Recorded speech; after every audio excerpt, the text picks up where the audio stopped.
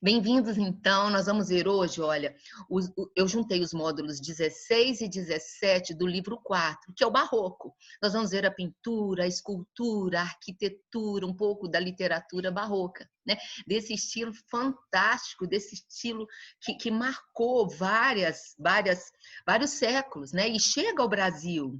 O livro não vai falar ainda do barroco brasileiro, mas no final, por minha conta, eu já vou entrar um pouquinho no barroco brasileiro. Lá na frente vai ter um capítulo do barroco brasileiro, mas eu não consigo falar do barroco no mundo sem trazer aqui para o nosso país essa arte maravilhosa que foi o estilo barroco.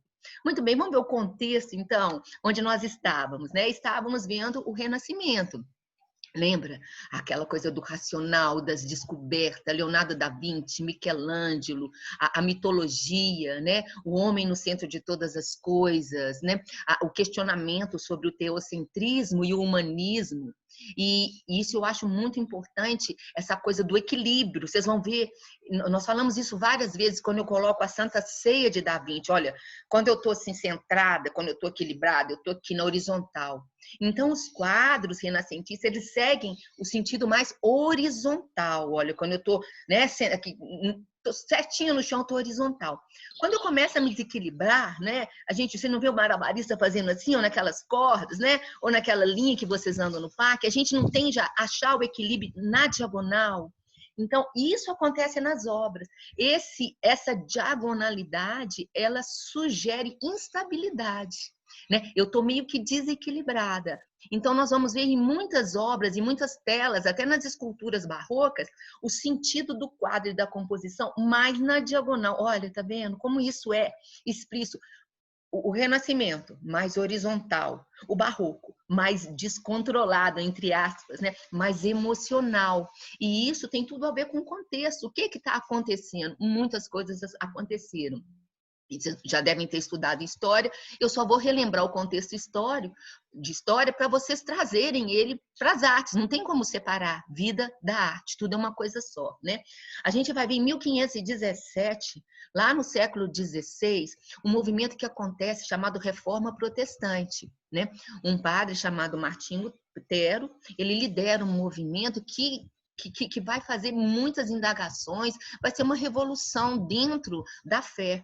Ele vai questionar vários posicionamentos da Igreja Católica, é uma igreja que protesta, né? E esse movimento, né, afetou totalmente a Igreja Católica. Então, a gente vai ver a Reforma Protestante, liderada por Martinho Lutero, em 1517, século XVI. E a Igreja começa a ficar, né, entre aspas, tremida nas bases, vai perder fiéis, vai perder influência, vai perder, entre aspas, as suas verdades, que são questionadas por Lutero, mas as verdades, muitas, a venda de indulgência, né? A gente vai ver os abusos causados pela igreja, e várias outras coisas que a gente não vai entrar especificamente agora por conta do tempo, mas o importante a saber é isso, que teve um questionamento, teve um movimento, e nós vimos na arte, desde a arte cristã primitiva, como a igreja foi crescendo e a arte acompanhando, não é? A arte, durante a Idade Média, ela é religiosa. E qual a religião? A religião católica. Agora a gente vai ver um questionamento e a igreja tremendo um pouco nas bases, um pouco muito. E como a igreja faz para melhorar isso, para que estabilizar a situação dela? Ela contra-ataca. Como que ela contra-ataca? Com a contra-reforma. E qual a arma que ela vai usar para resgatar esses fiéis que ela está perdendo, essas verdades, para que ela continue sendo forte? A arte. Então, o barroco é a arte da contra-reforma. A Igreja Católica vai querer cada vez mais igrejas construídas lindamente, imensas, com esculturas, com pinturas, para que os fiéis sejam seduzidos pelo olhar. Gente, e até hoje, quando a gente entra numa igreja, quando você viaja para Salvador, Ouro Preto, Mariana, São João del Rei, quando você olha para o teto, hoje a gente tem os recursos do cinema, né, os shows com vários efeitos, quando você olha para o teto daquelas igrejas, para as paredes, não tem como a gente não se emocionar pela magnitude, pela beleza. Então, a arte barroca é uma arte que a igreja usou, é chamada também a arte da contra-reforma, para resgatar, para ela trazer de novo atenção para ela. Então, ela é marcada por temas religiosos. E, Mônica, e aquela instabilidade que você vai ver realmente? Você vai ver, enquanto o Renascimento ele é clean, ele é horizontal, ele é racional, né? Porque o homem estava muito certo de todas as coisas, aquele humanismo, racionalismo. Agora a gente vai ver um homem que está meio que tremido nas bases, entre o céu e a terra, né? Entre reforma e contra-reforma, e essa instabilidade ela reflete na arte. Entenderam isso aí? Entenderam tudo. Tranquilo até aí? Bom, olha, no final eu prometo abrir os microfones, os bate-papos também, vocês podem fazendo aí as perguntas de vocês que eu vou responder todas, tá? Vamos seguir então? Tudo isso vai ser mandado para vocês. Então, isso eu já expliquei, né? Esse contexto, esse material todo eu vou mandar para vocês. Olha só, e só para, em negrito aí, só para finalizar essa introdução. A Igreja Católica quis marcar o contraponto à sobriedade e à iconoclastia do protestantismo. Por quê? Na Reforma, o movimento protestante não tinha o culto a imagens, era uma coisa bem clean, sem imagens.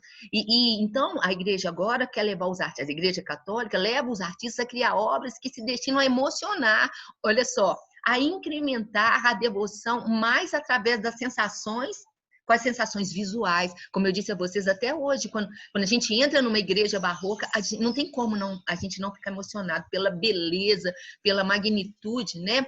Independente da religião, mais do que as sensações da razão. Tranquilo? Olha aqui duas comparações. Aqui à esquerda, vocês estão vendo uma Santa Ceia do Renascimento, pintada por Leonardo da Vinci. Lembra que nós estudamos? Não é um quadro, é um afresco mural, foi pintado na parede de um refeitório em Milão, Santa Maria della Grazia, era um convento, em 1495 entre 98, vocês estão vendo aqui.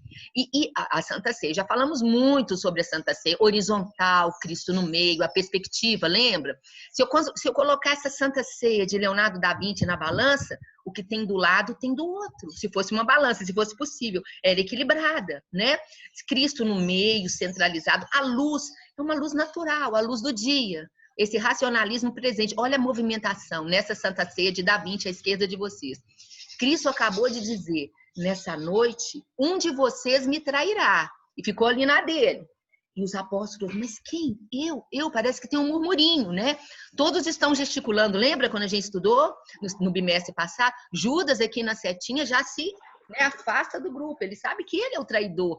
Segura as moedinhas de ouro, já tinha vendido a sua traição aos soldados romanos. Mas tudo muito bem clean, né? Todo mundo, quem eu? Não parece que eles falam alto, eles gesticulam.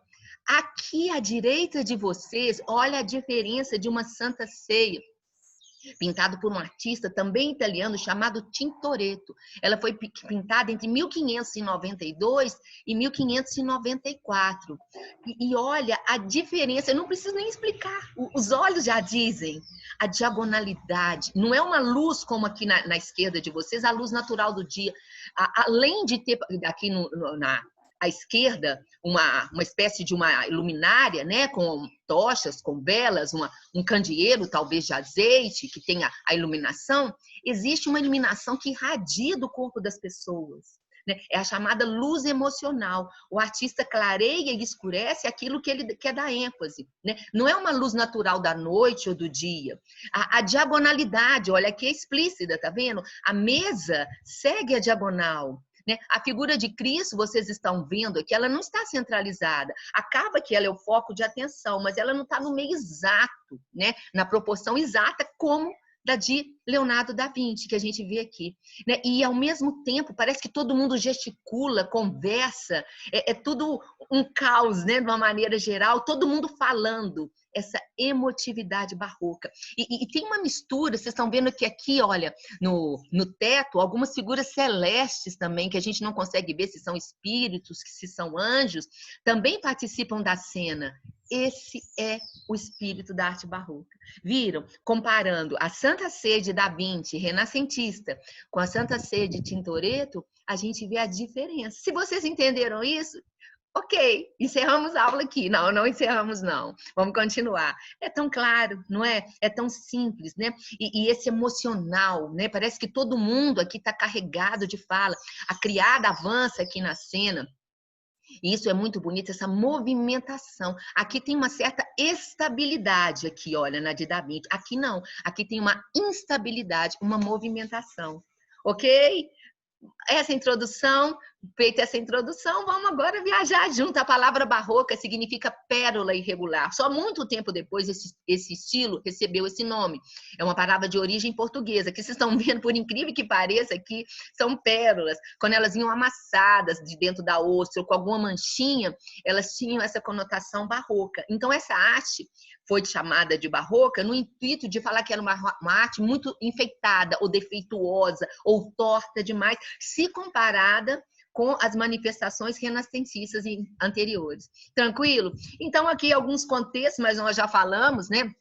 Que o livro de você cita, olha, o Concílio de Trento, que foi realizado entre 1545 e 1563, que causou reformas no catolicismo. Foi uma resposta à reforma protestante, né? A igreja tenta segurar a onda, então ela faz vários tratados, concílios. Temos também a criação da Companhia de Jesus, né? Que foram vários religiosos propagando a fé.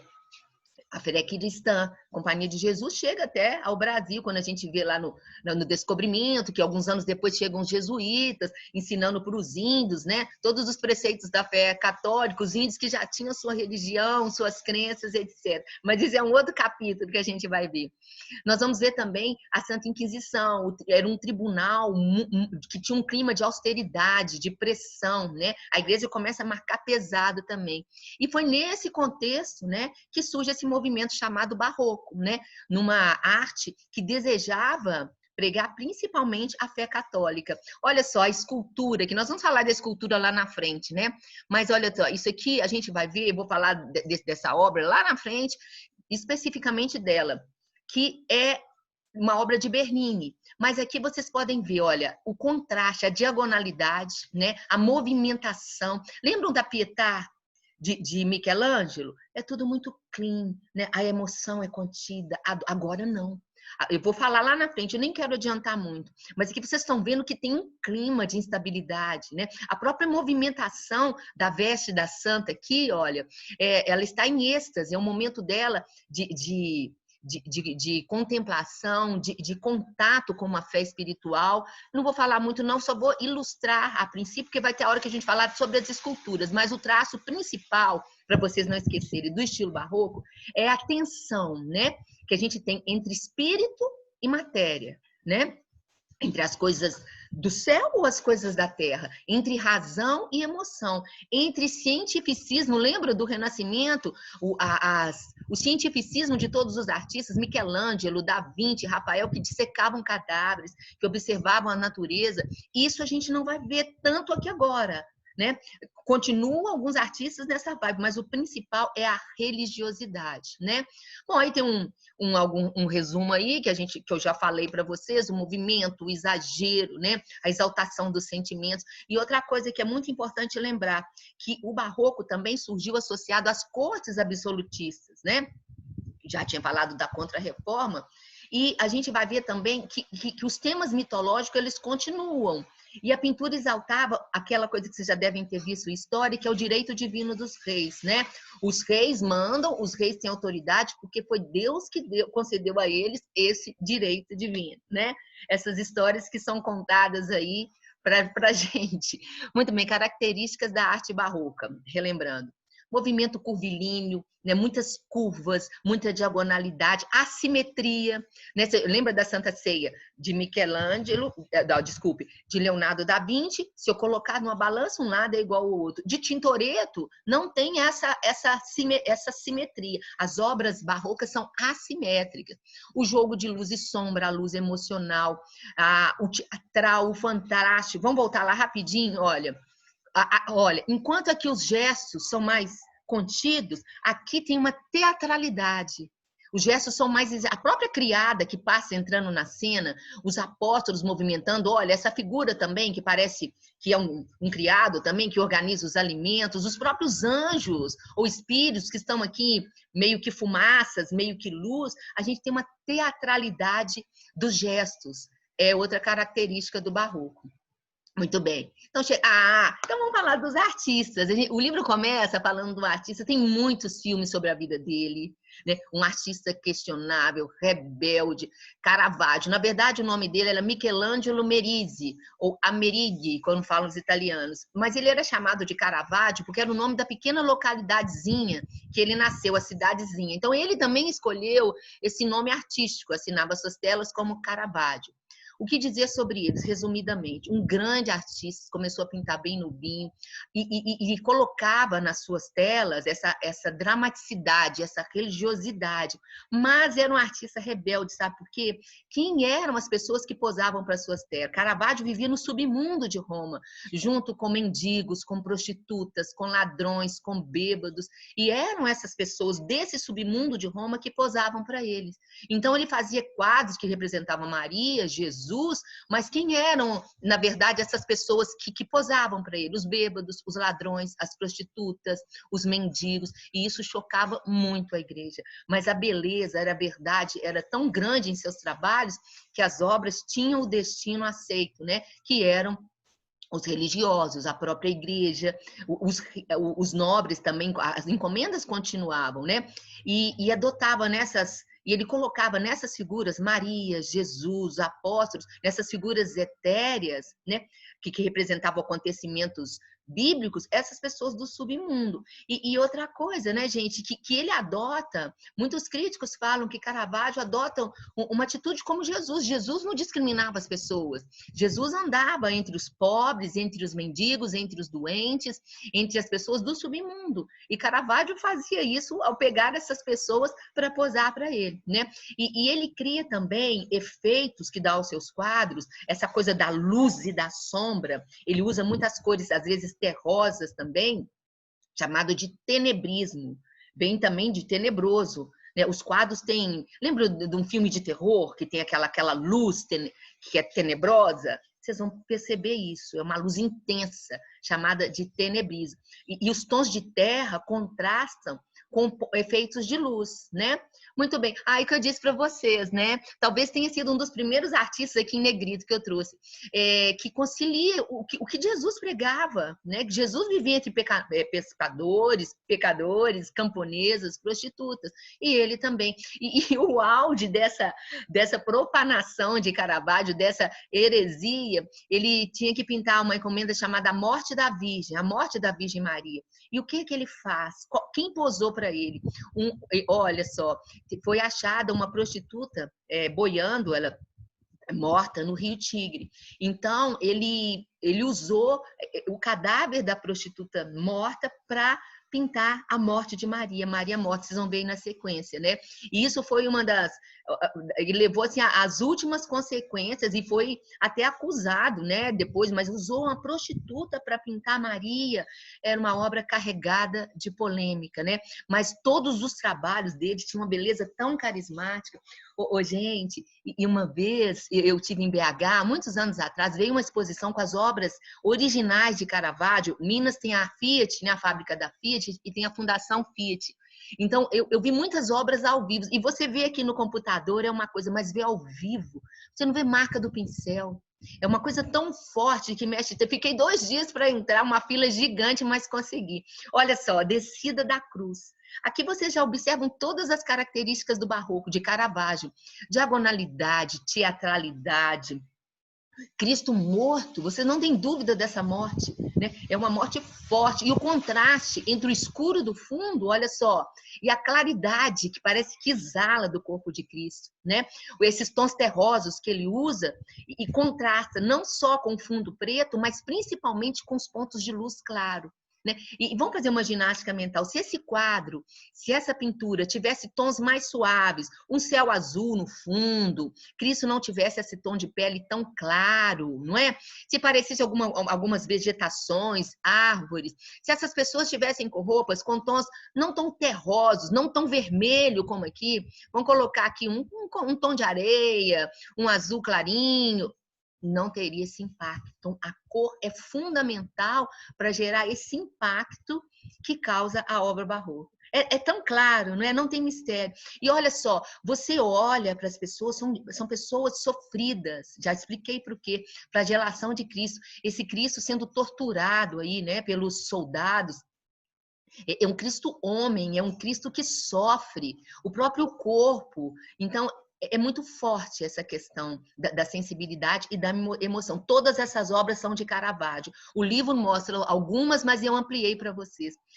Nessa aqui, né, principalmente na primeira, a diagonalidade é explícita, mas não é regra geral. Aqui vocês podem ver que não tem uma diagonalidade tão forte, né? Na verdade, Cristo aqui amarrado à cruz ainda, flagelado, apanhando, né, sofrendo, a gente tem uma forte verticalidade, né, e um contraponto aqui das três cabeças. Então, a gente tem a cena mais forte acontecendo à esquerda, né, e a claridade, observem a luz. O corpo de Cristo, né, a gente não tem dúvida que ele vai sofrer, né? O corpo exposto, o corpo vulnerável, né? É a hora que ele vai ser flagelado, ele vai sofrer, ele vai levar as chibatadas. Triste, né? Nesse aqui, vocês podem ver, nessa obra aqui, ela não é diagonal, ela é bem horizontal, né? Mas tem todas as outras características. O que está acontecendo? Olha só, chama São Tomé. São Tomé está pondo o dedo na chaga de Cristo. Segundo os relatos, né, dos evangelhos dos apóstolos, São Tomé, um dos seguidores, um dos apóstolos, não acreditava que Cristo tinha ressuscitado, segundo o relato dos outros apóstolos. Então ele falou, eu só acredito se eu colocar os dedos nas feridas, na chaga de Cristo. Cristo, quando foi crucificado, para acelerar o processo da morte, um soldado romano jogou uma lança que atingiu Cristo, né? Aqui, exatamente aqui onde vocês estão vendo. Então, Cristo aparece para São Tomé, né? Depois da crucificação, e São Tomé coloca o dedo na ferida. Gente, olha, chega a incomodar, concordam comigo? Né? Literalmente, ele enfia o dedão na ferida de Cristo. E chega a ser incomodativo. O jogo de todas as cabeças, né? Cristo vulnerável, a cabeça dos outros apóstolos, a expressão de todos eles iluminada, a gente fica aqui no círculo entre a ferida, olha, se a gente começa a olhar o quadro por Jesus, pela luz, a luz nos conduz pela cabeça dos apóstolos, né?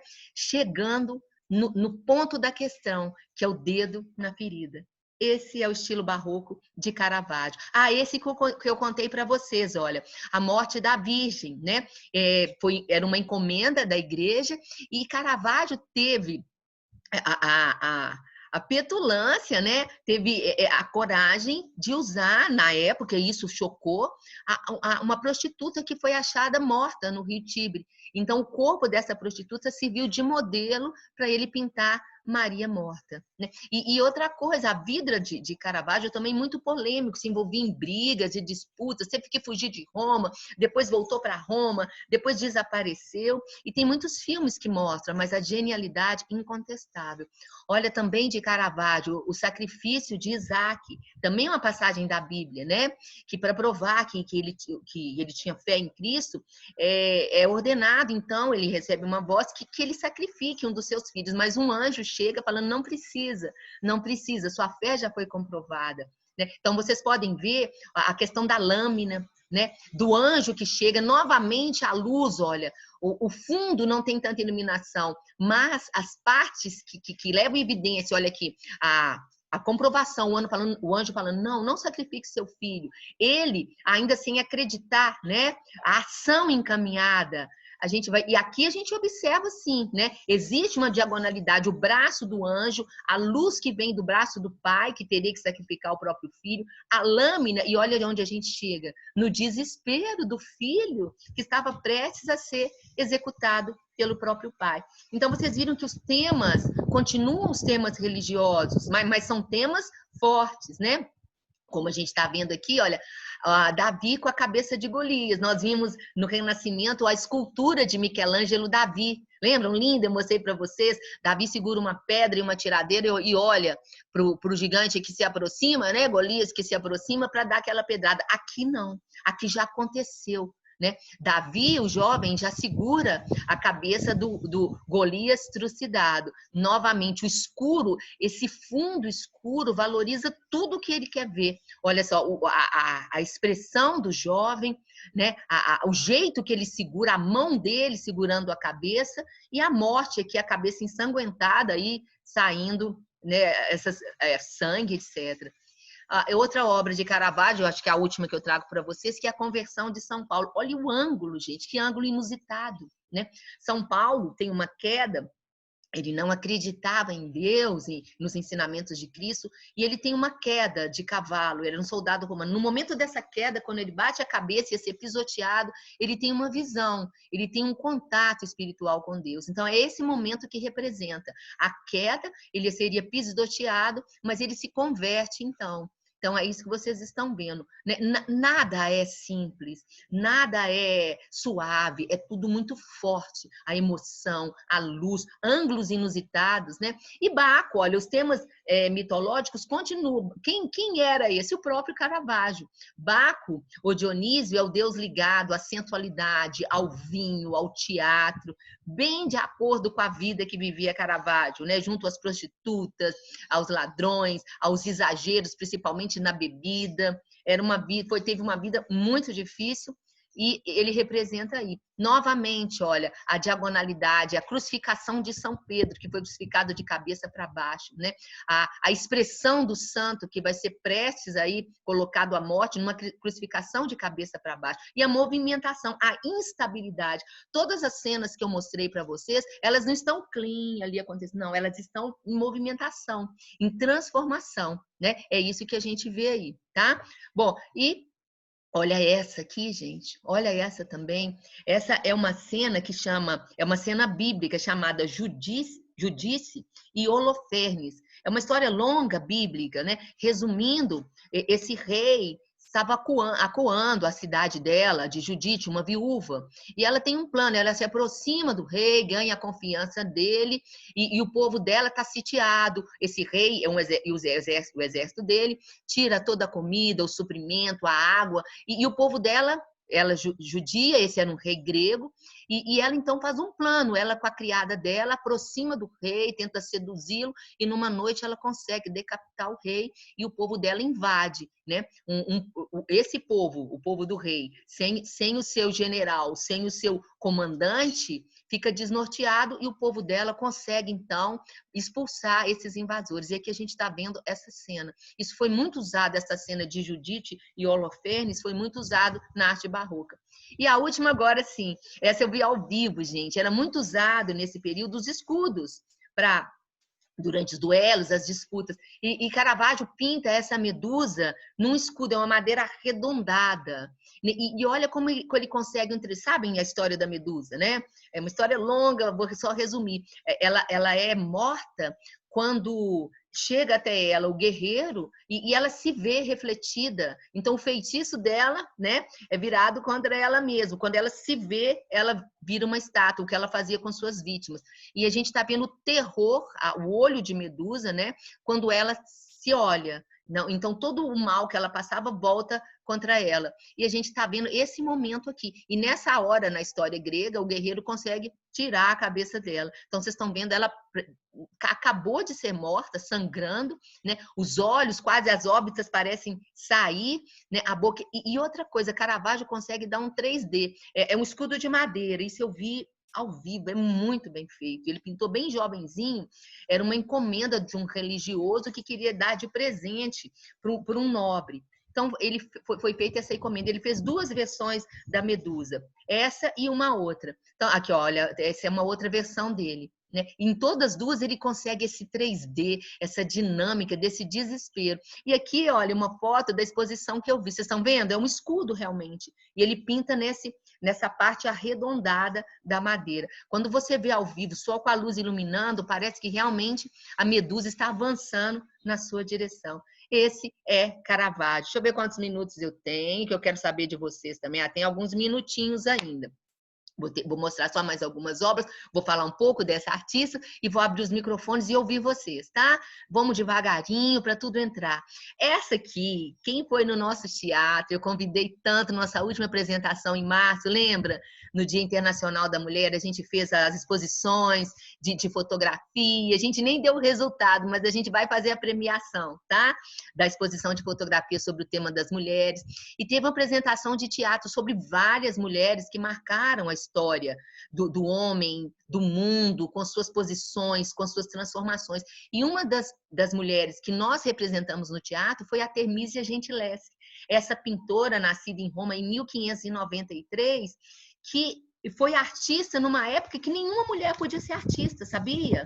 Quem viu a cena começava numa aula de pintura, o pai dela era professor de pintura, os discípulos do pai, todos ali pintando o modelo, e ela fazia a aula escondida atrás das portas, das cortinas. Tudo que o pai ensinava, nem o pai sabia, que ela aprendia escondido. Quando o pai pega esses rabiscos, esses croquis, esses desenhos, ele se surpreende ao ver a genialidade da filha, né? E ele, sensível, professor, ele então fala, não, você não pode estudar aqui com meus alunos, né? Que são todos homens, né? E não era, mulher não estudava naquela época, não aprendia nem a ler. O destino da mulher, da filha mais velha, era o casamento e as outras iam para o convento. Mas esse pai, sendo professor, contrata um professor para a Artemisia. E é muito triste a história dela. Quem viu nossa apresentação, e vocês viram, grande parte de vocês viram, ela é abusada por esse professor aos 17 anos e ela não fala nada, né? E só depois, aos 19 anos, que ela vê que o que ele fez com ele não estava certo. E ela vai a um tribunal, mesmo assim ela sofre as consequências. Ela é perseguida, ela tem que se afastar de Roma. É uma história muito triste. Tem um filme, tá aí na sequência, eu vou mostrar para vocês, vocês podem baixar, que mostra a história de Artemisia Gentileschi, essa pintora barroca. E ela dá o troco... antes de falar de dar o troco. Então, ela assinava, muitas vezes fazia as telas, e o pai assinava, ou ela colocava o nome de homem para poder vender as suas telas. Genial nos trabalhos. E ela dá o troco nos trabalhos dela, mostrando as mulheres nessa cena. Vocês viram que o barroco usa temas religiosos, mas são temas dramáticos, são temas de tragédias, de morte. E ela dá o troco das mulheres punindo os homens. Vocês vão ver como essas mulheres são fortes, como é mais trágico a questão. Aqui vocês podem ver, olha, o mesmo tema que eu acabei de mostrar de Caravaggio, que é Judite e Olofenes, vocês estão vendo aqui que agora a cena está acontecendo, né? E Judite, ajudada pela criada, ela vai decididamente. Então, muitos críticos, historiadores, né, que seguem, que são especialistas em Artemisia Gentileschi, que falam que é toda a dor, tudo que ela sofreu nos abusos, ela dá o troco, colocando essas mulheres, né, sacrificando, matando, judiando dos homens. E aqui vocês estão vendo um autorretrato. Uma história muito triste. Olha, novamente outra série dela que vocês podem ver aqui, né? A tragicidade, a decisão dessa Judite que ela pinte da criada, elas não têm um pingo de pena. E é assim que ela dá o troco. São essas obras que a gente vê, olha só, mas a obra só de pertinho. E quais as características barrocas? Eu não preciso nem falar, que vocês já estão vendo todas. Movimentação, dramaticidade, claro, escuro, o contraste entre as cores, né? São cores muito fortes, o branco, o vermelho, o preto, as cores terrosas, né? Esse tenebrismo que Caravaggio inaugura. Né? Olha só, o branco, o sangue inundando o branco, é tudo muito forte, é tudo muito trágico, né? E essas mulheres são inspiradas nela mesma, Maria Madalena, que também é uma revolucionária na época, seguidora de Cristo, não vou falar agora muito. Esse é um quadro também, que o livro de você cita, que é Susana e os Velhos, né? Susana foi pega conversando com um colega dela, e os anciões da sua aldeia falam para ela, olha, se você não ficar com a gente vai falar que você ficou, e ela nem tinha ficado com o outro que estava conversando com ela. Então, a questão do abuso, ela escolhe esses temas, né? Vocês estão vendo como que ela refuta os dois velhos, né? Como que ela espanta, e a questão da violência contra a mulher. Susana e os Velhos, eu trago, e assim, resumindo, né, ela dá o troco nas obras com o abuso que ela sofre do professor. O nome do professor era Agostino Tracy, um professor de pintura. né? Bom, e aí outros quadros dela, olha essa Pietà. O que é Pietà? Já expliquei para vocês. Toda hora que você vê Cristo morto e Maria, né, lamentando pela morte do filho, é considerado uma Pietà. Vou encerrar por aqui hoje, mas eu quero ouvir vocês, tá? Vou interromper, já vimos muitas coisas. Espero que não tenha sido muito conteúdo. Quero ouvir vocês, quero saber se tem perguntas, vou abrir os microfones. O que vocês querem falar, tá? O que vocês querem perguntar? Quero saber, pá. Vou abrir os microfones, vocês podem passar pelo bate-papo também, tá? O que vocês querem saber? Bom, deixa eu ver aqui. Vou mandar esse material, sim, vou mandar. Cito Gregório de Matos, tá na literatura. Vocês já estudaram Gregório de Matos, muito bem. Eu vou falar de literatura, tá?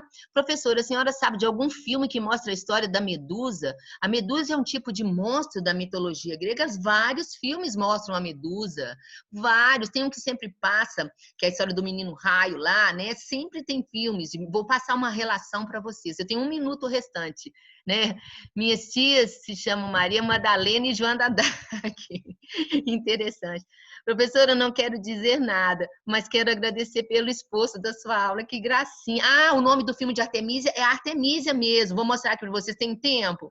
Deixa eu ver se eu consigo mostrar. Se vocês quiserem baixar, olha. Aqui, ó, vou mostrar para vocês, olha, rapidinho. Tem o filme aqui, olha o cartaz. Se vocês puderem. Aqui, ó.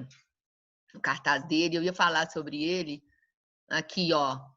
Conseguem ver? Artemísia, tá? É o filme. Vocês conseguem baixar. Muito bem interpretado. Aqui, a hora que ela está no tribunal, ela é torturada no tribunal. A menina trabalha muito bem. Muito bom. Mais alguma coisa? Mais alguma coisa? Deixa eu ver se tem mais. Qual o nome do filme? Artemisa. Ótima aula. Obrigada. Obrigada. Todos têm meu WhatsApp, tá? Tem menos de 1 minuto. Se vocês quiserem colocar aqui no